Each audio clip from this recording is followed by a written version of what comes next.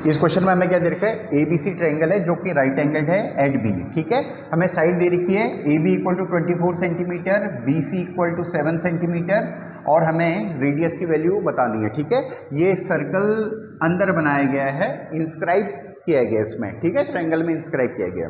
ठीक है बच्चों, तो देखो इसमें हम दो कंसेप्ट को यूज करेंगे। एक कंसेप्ट ये होगा कि अगर एक्सटर्नल पॉइंट से किसी सर्कल पे दो टेंजेंट खींचे जाते हैं तो दोनों की लेंथ क्या होती है, इक्वल होती है, एक कंसेप्ट। और दूसरा कंसेप्ट पाइथागोरस थ्योरम। ठीक है बच्चों, सबसे पहले एसी को कैलकुलेट कर लो।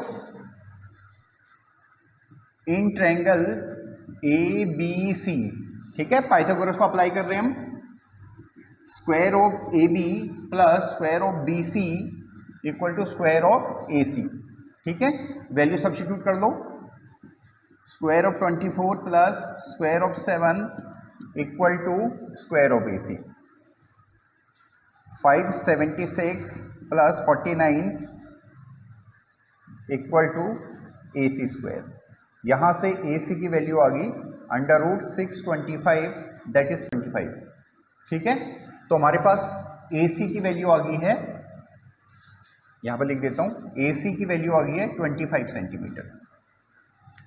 ठीक है बच्चों, अब देखो इस सी पॉइंट से इस सर्कल पे दो टेंजेंट खींचे गए हैं। ठीक है, ऐसे मान लो इसको एम एल के। ठीक है, इस सी एक्सटर्नल पॉइंट से इस सर्कल पे दो टेंजेंट खींचे गए हैं, दैट इज सी एम और सी एल, और दोनों की लेंथ इक्वल होनी चाहिए क्योंकि ये थ्योरम हमारे पास। उसी तरह से बी से इस सर्कल पे दो टेंजेंट खींचे गए हैं, बी के और B L. So B K equal to B L और ये इक्वल टू रेडियस। देखो ये 90 होगा, यहाँ पे ये भी 90 होगा क्योंकि रेडियस टेंजेंट पे 90 का एंगल बनाता है। ठीक है, तो ये भी 90 हो जाएगा। तो ये रेडियस, तो ये भी रेडियस और ये भी रेडियस।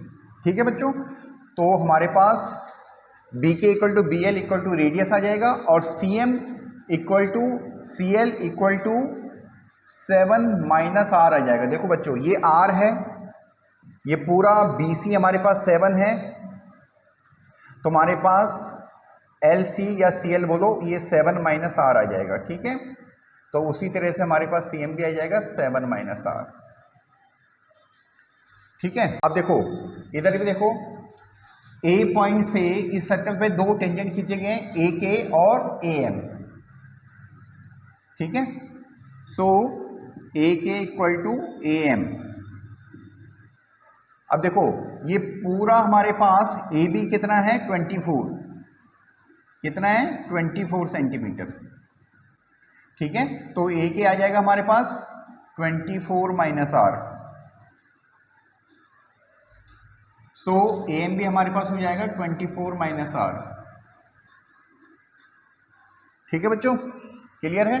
अब देखो जो ए सी साइड है वो क्या हो जाएगी, ए सी इक्वल टू हो जाएगा A M plus M C के बराबर। और ए एम कितना हमारे पास 24 माइनस आर और एम सी कितना है 7 माइनस आर, कितना हो गया 31 माइनस 2 आर। ठीक है, और ए सी की वैल्यू हमारे पास क्या आई है 25, यानी 25 इक्वल टू आ गया हमारे पास 31 माइनस 2 आर। ठीक है, यानी 2 आर इक्वल टू आ गया हमारे पास 31 माइनस 25, दैट इज 6, और आर की वैल्यू आ गई 6/2 यानी 3 सेंटीमीटर। ठीक है बच्चों, तो रेडियस की वैल्यू आई 3 सेंटीमीटर। ठीक है, क्लियर है। होप सो आपको समझ में आया होगा। अगर कोई प्रॉब्लम हो तो कमेंट कर सकते हो। Thank you.